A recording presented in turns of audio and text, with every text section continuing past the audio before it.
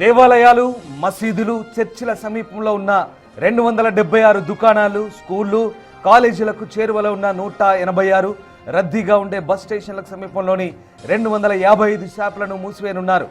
ఈ దుకాణాలన్నింటినీ 2 వారాల్లోగా పూర్తిగా మూసివేయాలంటూ ముఖ్యమంత్రి విజయ్ టాస్మాగ్ అధికారులను ఆదేశించారు.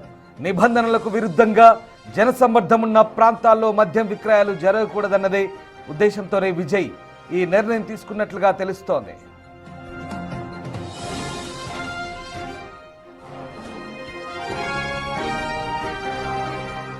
సీఎం విజయ్ నిర్ణయంపై రాష్ట్ర వ్యాప్తంగా మహిళా లోకం హర్షం వ్యక్తం చేస్తోంది.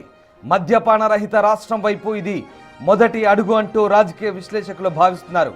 అయితే ఆదాయం తగ్గుతుందన్న సాకుతో గత ప్రభుత్వాలు వెనుకడుగు వేసిన చోట విజయ్ ధైర్యంగా ఈ నిర్ణయం తీసుకున్నారంటూ వారంటున్నారు.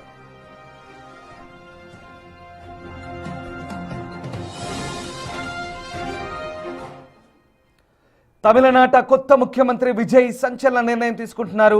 ముఖ్యంగా స్కూళ్లు, ప్రార్థనా మందిరాల సమీపంలో ఉన్నటువంటి మద్యం దుకాణాలను పూర్తిగా మూసివేయాలంటూ కొత్త ముఖ్యమంత్రి తీసుకున్న నిర్ణయం ఇప్పుడు సంచలనం రేపుతోంది. రైట్, మా ప్రతినిధి ఉమా చెన్నై నుంచి జాయిన్ అవుతున్నారు. ఉమా, ప్రధానంగా కొత్త ముఖ్యమంత్రి విజయ్ తీసుకున్న ఈ నిర్ణయాన్ని చాలా మంది, ప్రధానంగా మహిళలు స్వాగతిస్తున్నారు. ముఖ్యమంత్రి ఈ సంచలన నిర్ణయం తీసుకోవడం వెనుక కారణం ఏంటి?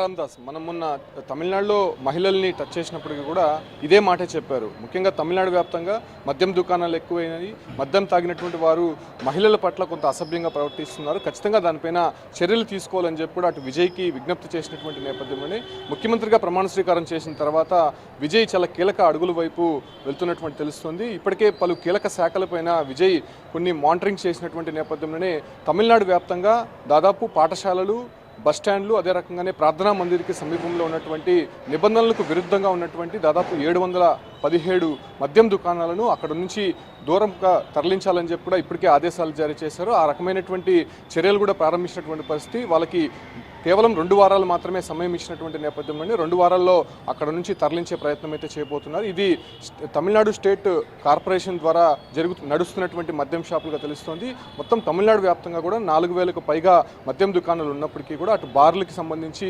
2000కు పైగా ఉన్నాయి. సో ఇవన్నీ కూడా కొంత ప్రార్థనా మందిరాలకి, పాఠశాలకి, బస్టాండ్కి, రైల్వే స్టేషన్లకి దూరంగా పెట్టాలని, 500 మీటర్లకు అవతలగా ఉండాలని చెప్పి కూడా ఇప్పటికే నిర్ణయం తీసుకున్నటువంటి నేపథ్యంలోనే దాని పరంగా అడుగులు పడుతున్నటువంటి నేపథ్యం. ఈ